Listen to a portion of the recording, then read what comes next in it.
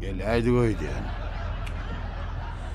Aman aytdım ha men şu yolu, aytdım ha sana şu yolun gitmeli po. Öz maşinime göğünmet ya deyip dursa indi. Ay düşün o avat şu maşinle mara. Yedi gidip bol ya. Düşün bilen mi sonra? Şun yaran yolunda başka maşin görüyen mi ustaydı? Ha? Yıka maşinem yoktur. Ay yöröt de onunla aman yöröt de. Dine biz dursa o. Çölün orta arasına. Ayden var ha ömür boyu şey diyen la. İçim yak.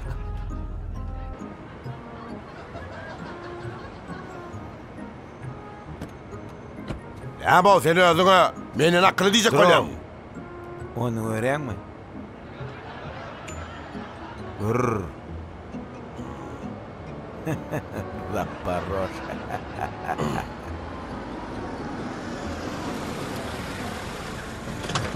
Selamun aleyküm. Aleyküm selam aleyküm. Armanda. Var ol. Sizi alıp alırım. Çölün orta arasında neymiş yapıyor? Sana ne Ya amay? dünyanın geldik illi çölü vuraylıydı. Kim ay sen? Ay ben İslam. Siz kim? Neymiş yapıyor çölün orta arasında? Ay arabanı götürsene ustaydı. Canım sağlığa. Ama neymiş bey diyen ay. Hemen Dur bak, hey dur. Oh. Aklamadın sen. Hey dur. Üfürmesene bunu. Oğlum neyini? Bizi var ha. Şehre okursun Sana o da gidecek kolyam. Hudaya şükür ağam. Şundan ayırmasın. Yok Başka başka yanına yok. Bana mı yürü o? saydı. Senin aranda başka kim var? İkini de ben bitkinin o.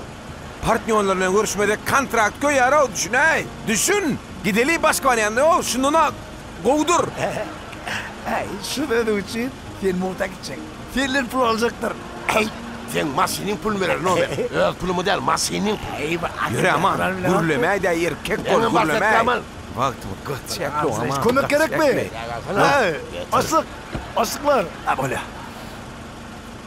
Gel. Hadi. Gel abi. Min konfordum drol yerdir şey. Hoppa yarış. Bana ne yapmayın? Hadi gel. Hadi. Kavuzu yapsana. Kapıyı diyorsan yap. Ölmez elinde alay.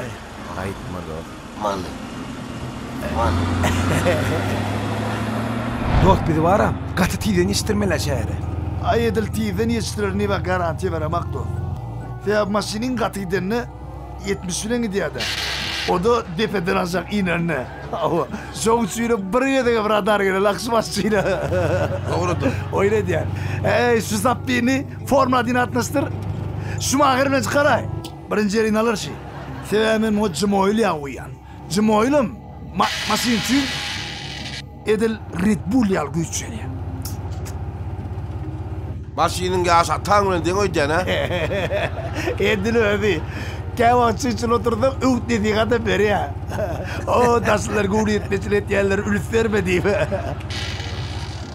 Ama ne yapayım? Şu masini 40 yılla atam ondan kalkım, innen ben mitpe. Bir yediğim avariya çıkırnak şu masini. Bile bak beylik masini sızlap parozuna çakışman ne yaptı diye bile. Yine bir ayrıntıyla var. Şu masini durukta, dine yoğunluk bile oluyor.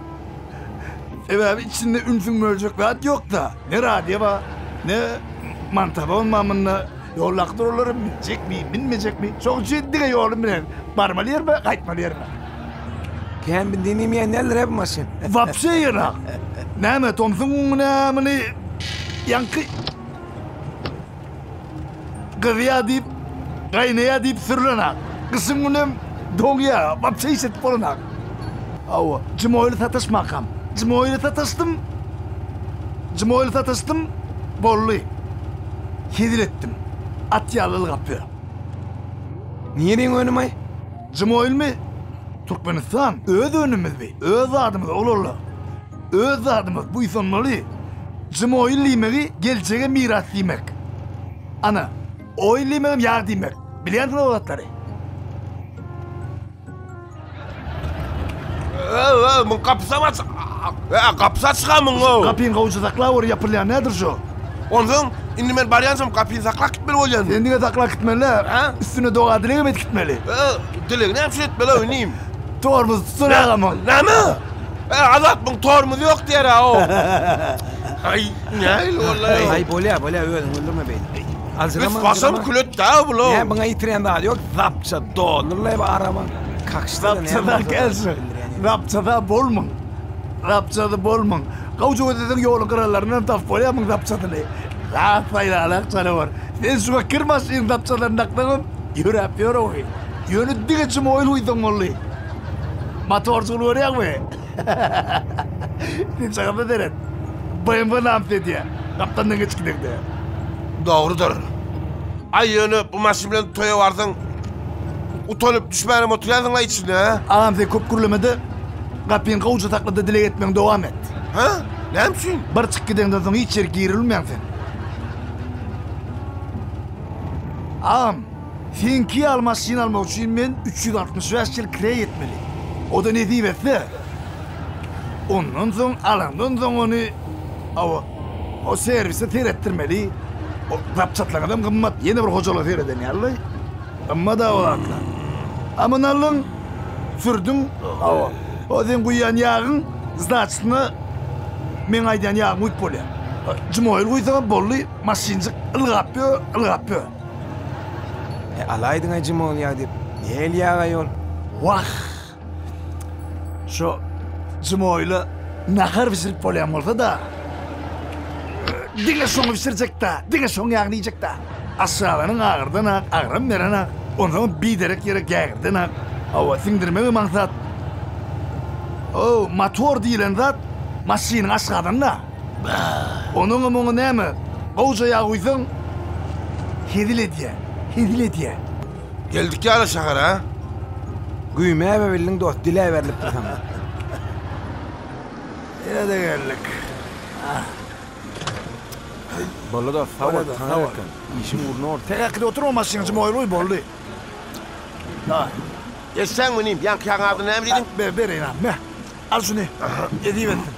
Bunun gerek ya. Sağ ol, tanrı kızım. Şu numara 5 коробка. Düşündün mü? Düşündün değil mi? Gör. Hemen dur, gör de.